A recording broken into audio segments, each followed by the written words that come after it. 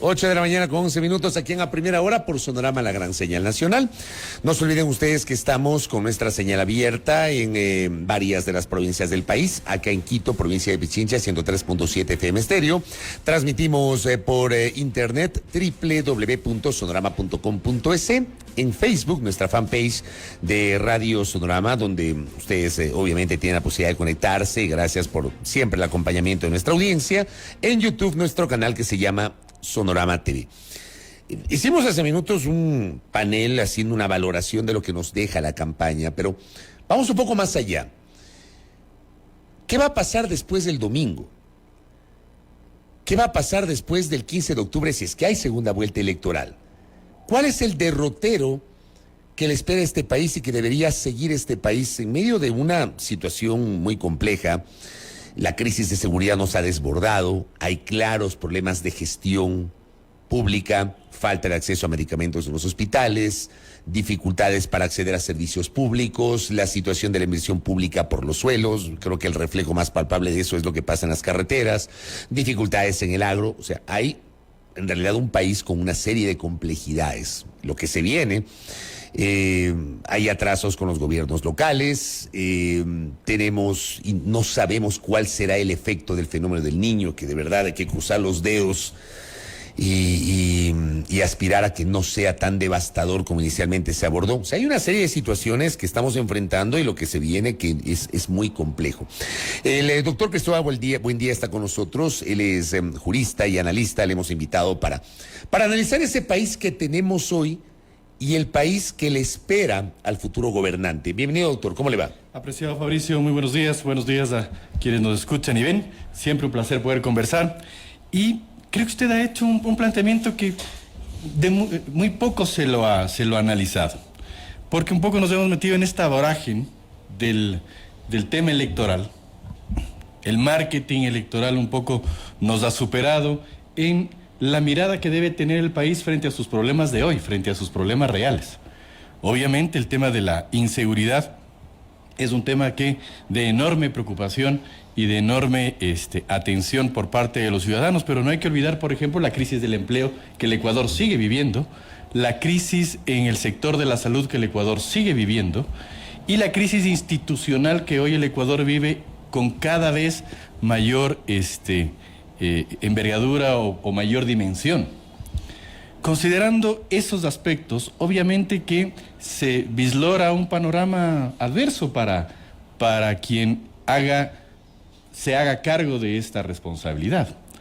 Ojo, venimos de una crisis institucional política, de una muerte cruzada o de una disolución del ente legislativo, que nos deja obviamente un mensaje claro de que la capacidad republicana de responder frente a los problemas está fallando. Porque así se debe leer el problema entre el Ejecutivo y el Legislativo.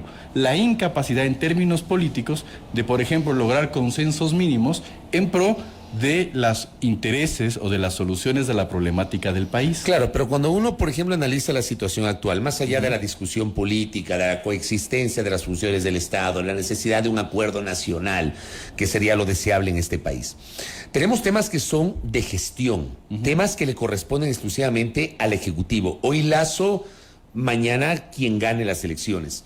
El tema de seguridad, lo que pasa con la Policía Nacional, la ausencia de un plan, que el gobierno dice que tiene un plan, pero hay mucha gente que discutimos, si no la existencia, por lo menos la efectividad de ese plan. La calidad, sí, la calidad del acceso a los servicios, tan complicado obtener una cédula como un pasaporte, cuanto lograr medicinas en los hospitales. Correcto. O lo que decía hace minutos, la inversión para medio por lo menos arreglar las carreteras de la red vial estatal. Ese es un tema de gestión para el cual no se necesita asamblea, no se necesita corte constitucional, se necesita solo una planificación de gobierno por parte del Ejecutivo. Correcto, pero necesariamente implica también un contrapeso frente a esa falta de gestión por parte del Legislativo, por ejemplo, para requerir esa gestión, para interpelar esa gestión, para que efectivamente los motivos de la gestión desde el ente fiscalizador sea efectivamente el perurgir una solución a esa falta de gestión. Pero cuando, por ejemplo, se priorizan los temas de carácter electoral, cuando, por ejemplo, se priorizan los temas de carácter personal o partidista, ahí es en que entramos en problemas, porque nos comenzamos a desorientar. Este es el país que en los últimos 20 años ha tomado decisiones en base a las crisis, Fabricio. Al presidente Lasso lo elegimos a partir de una crisis sanitaria, pues, ¿no es cierto? Al presidente Correa lo elegimos a partir de una crisis política. Claro, institucional y política. Institucional, principalmente política, de una deslegitimación muy importante, por ejemplo, de los partidos políticos. Entonces, lamentablemente, siempre estamos en este sentido de la urgencia o en este sentido del apuro o de la coyuntura. Y lamentablemente no hacemos una mirada sobre lo institucional, sobre lo que efectivamente implica la causalidad del problema, que es el modelo en el que este país se desarrolla, la inequidad en el que este país se desarrolla y la exclusión que el sistema en el que se desarrollan las actividades de este país, principalmente desde lo gubernamental, produce. Y ahí los efectos está en obviamente tener esta crisis de seguridad, que también tiene un factor de carácter económico importantísimo, Fabricio. No solamente en lo que implica lo que alguna vez Fernando Carrión, le escuchaba a Fernando Carrión, la crisis que está viviendo también en lo económico, este tema del narcotráfico y del crimen organizado, sino también el caldo de cultivo que tiene este tipo de organizaciones en la matriz social o en el tejido social que tiene el Ecuador. Lamentablemente, hoy esta exclusión nos hace vivir nuevamente una crisis. En este momento es la crisis social producida por la inseguridad, que nos hace ver, por ejemplo, los escenarios de el asesinato de un alcalde, del alcalde más votado del Ecuador, en la ciudad más insegura del Ecuador, de un candidato nada más y nada menos que a la primera magistratura del Ecuador, y que todos los días estemos lamentando asesinatos y pérdidas de vidas humanas en el país entero. Eso es lo que está ocurriendo. Entonces, ¿dónde está el análisis de la causalidad? Y para mi criterio, esa causalidad principalmente está en la imposibilidad que hoy tiene el ecuatoriano de encontrar respuestas dentro del institucional. Por ejemplo, usted bien planteaba el tema de la cédula. Yo planteo, por ejemplo, la posibilidad de un empleo, Fabricio. Qué difícil que es hoy en el Ecuador encontrar un empleo. Y más aún cuando ese empleo reúna las características suficientes para considerárselo digno, por ejemplo. Hoy apenas 3 de cada 10 personas que están empleadas, ojo, que están empleadas, cuentan con todos y cada una de las características o condiciones que tiene un empleo formal. 7 de esas 10 personas empleadas están en alguna condición de precarización, sin seguridad social, sin ganar efectivamente un salario básico, sin el reconocimiento exacto de lo que implica sus derechos en el orden laboral. Frente a eso, la institucionalidad, ¿qué está haciendo?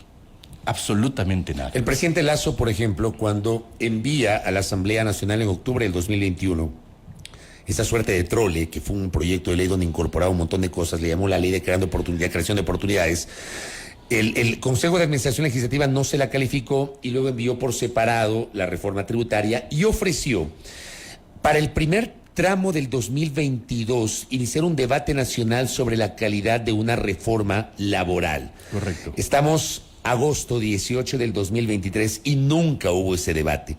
Ese es uno de los grandes déficits que le ha quedado al Estado ecuatoriano, el debatir la necesidad de repensar la legislación laboral en el Ecuador. Por supuesto que sí, a tal punto que partimos de un antecedente anterior, que es el hecho de que el presidente Moreno también planteó una discusión sobre una reforma laboral.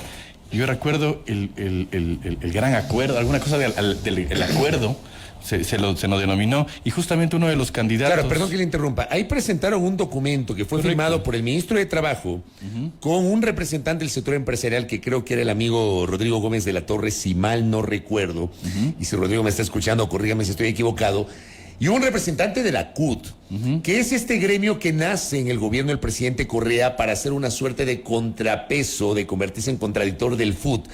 Pero esa CUT no es reconocida, esa CUT se ha convertido en un gremio funcional a los gobiernos de turno, pasó con Correa, pasó con Moreno y con Lasso, pero no con el FUT, y resulta que eso quedó en un documento que nunca se tradujo en un proyecto que sea presentado a la Asamblea Nacional para su debate. Y la Asamblea Nacional jamás planteó una discusión, por ejemplo, sobre un documento que el propio Frente Unitario de Trabajadores ya lo presentó, que se lo denominó el Código Integral Laboral.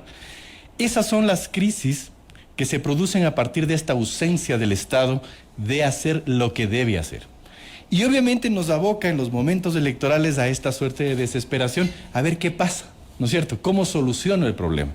Y ahí lamentablemente entra el famoso marketing político, ¿no es cierto?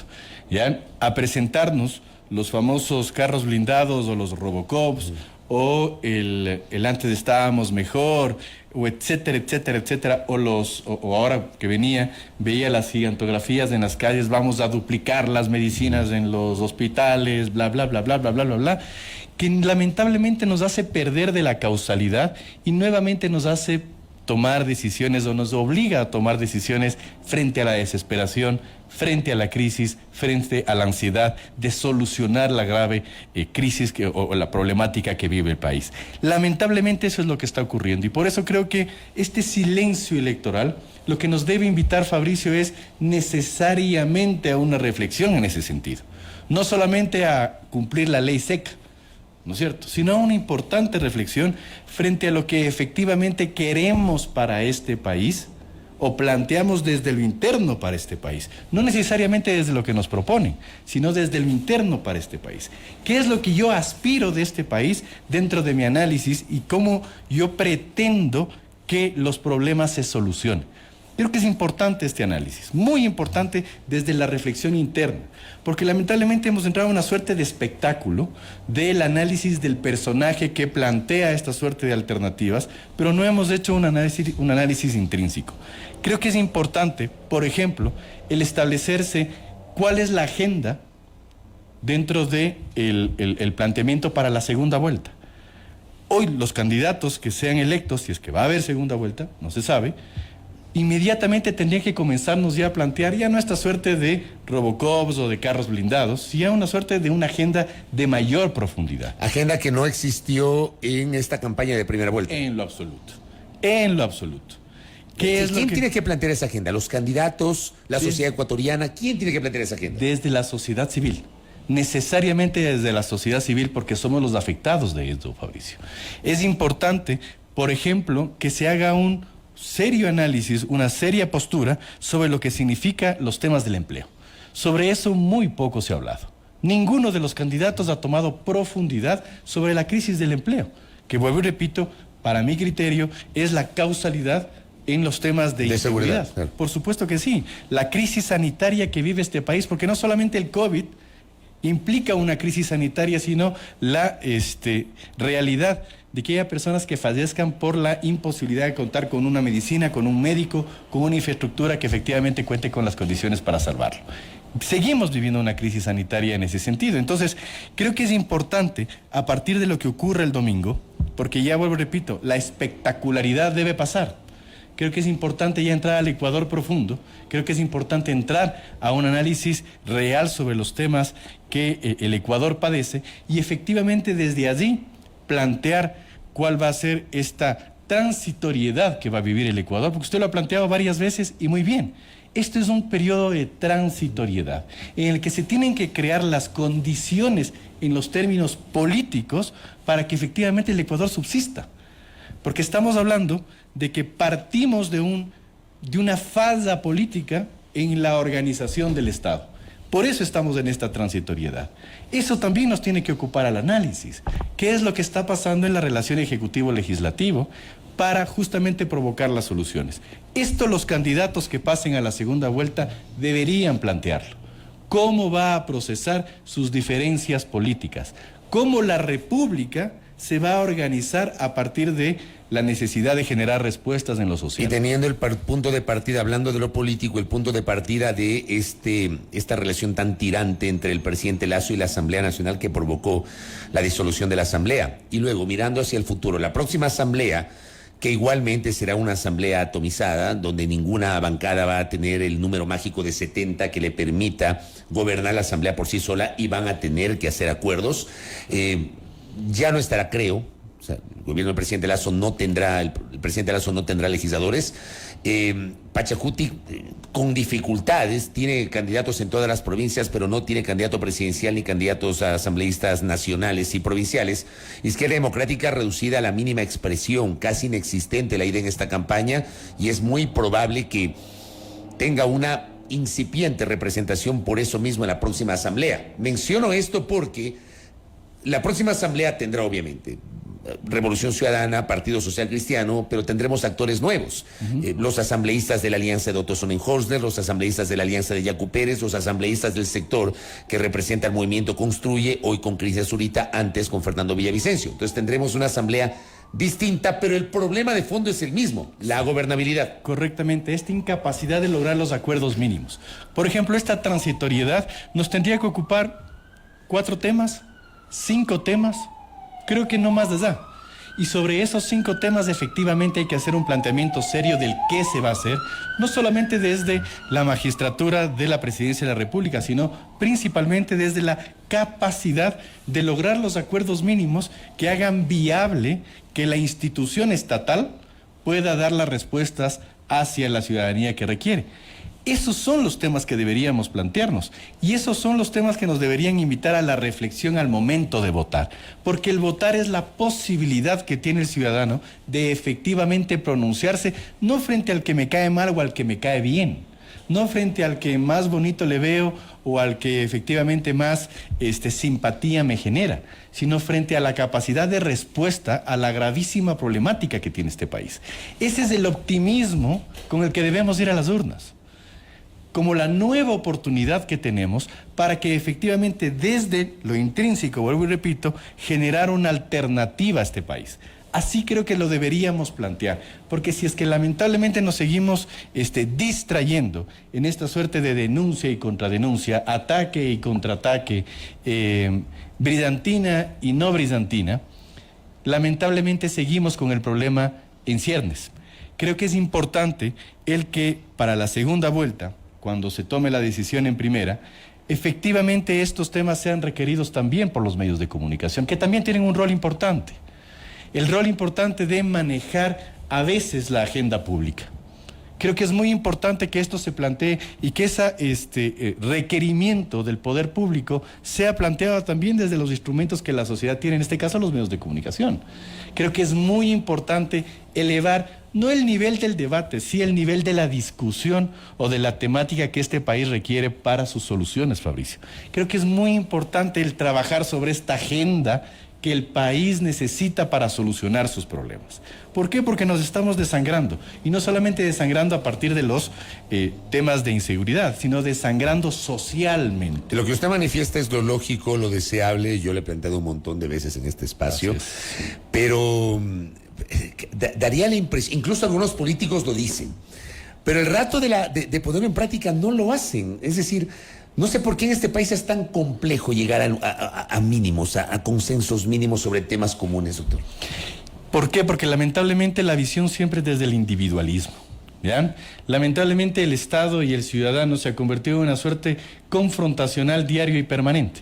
Yo como ciudadano mañana más tarde no tengo que pensar en el Estado como un proveedor de soluciones a mis problemas en el orden social, sino lamentablemente tengo que defenderme del Estado. Lamentablemente es así. Por ejemplo, en el tema tributario, por ejemplo, en la crisis de inseguridad que vivimos, mañana más tarde tengo que vérmela cómo tengo que solucionar, por ejemplo, mi problema de educación, mi problema de salud, desde el esfuerzo personal, cuando esa es una atribución estatal y una responsabilidad de carácter estatal. Esta ausencia del Estado frente a sus responsabilidades es lo que tenemos que exigir en este proceso electoral, que se pronuncien y se comprometan los candidatos. Mañana más tarde, si es que lamentablemente nos distraemos, vuelvo y repito, en la coyuntura y vivimos de coyuntura en coyuntura y dejamos de topar lo elemental y lo esencial, vamos ahondando el problema. Realmente a nosotros, y a mí en particular, siendo parte de la Federación de Trabajadores Públicos y Privados del Ecuador, parte del Consejo Nacional del Trabajo y Salarios, Fabricio, que vuelvo y repito, es alguna vez lo conversábamos con ustedes, un saludo a la bandera. Claro. Nos hemos reunido una vez al año para discutir el desacuerdo que siempre es el salario. El salario básico unificado. Y punto. ¿Ya? Entonces, creo que el recuperar esta capacidad institucional para dar respuestas es lo que debemos de exigir, Fabricio. Yo creo que no consumamos, el planteamiento debería ser no consumamos esta suerte de destello frente a lo intrascendente. Creo que Esa es una gran responsabilidad que tenemos también desde lo interno. No consumamos y no nos distraigamos en esta suerte de cosas superfluas y exijamos que efectivamente la discusión sea sobre lo de fondo. Creo que el domingo tenemos esta oportunidad de pronunciarnos en este sentido. No ver la votación necesariamente a partir de simpatías o antipatías o a través de esta suerte de baratija o de ofertón. Creo que es importante hacer un análisis desde lo profundo, desde lo medular. Si es que es posible, debió habérselo hecho antes, pero todavía estamos a tiempo, analizar efectivamente los planes de gobierno, que a veces yo sé que son letra muerta, pero creo que ya nos dan un punto de partida o un perfil de la persona que efectivamente se está postulando o proponiendo para ocupar el cargo, la primera magistratura del Ecuador. Y creo que desde ahí tomemos esta decisión. Creo que mi intervención del día de hoy lleva a esa dirección. No tanto hacia la farándula política, sino básicamente hacia mis conciudadanos, hacia la posibilidad de la reflexión, porque de la decisión que usted y yo tomemos y quienes nos escuchan también dependen nuestros destinos. Creo que es importante el tomarnos este espacio de reflexión, que la ley seca sirva también para eso, ¿no es cierto? Y que efectivamente podamos hacer un planteamiento al Ecuador desde la expresión del voto que efectivamente implica una alternativa y una solución a los problemas del país. Doctor, gracias por el tiempo y por sus aportes al debate sobre, obviamente, lo que uno espera o aspira para lo que se viene. Cristóbal, buen día, ha estado con nosotros, le agradezco por el tiempo. Él es analista y jurista con esta aproximación a lo que hemos señalado permanentemente en este espacio, que alguna vez la clase política deje de lado las diferencias y se ponga a pensar y a concretar acuerdos mínimos sobre temas de interés común, más allá de las diferencias político-ideológicas. Veamos qué nos deja la elección del próximo domingo. Pero claro,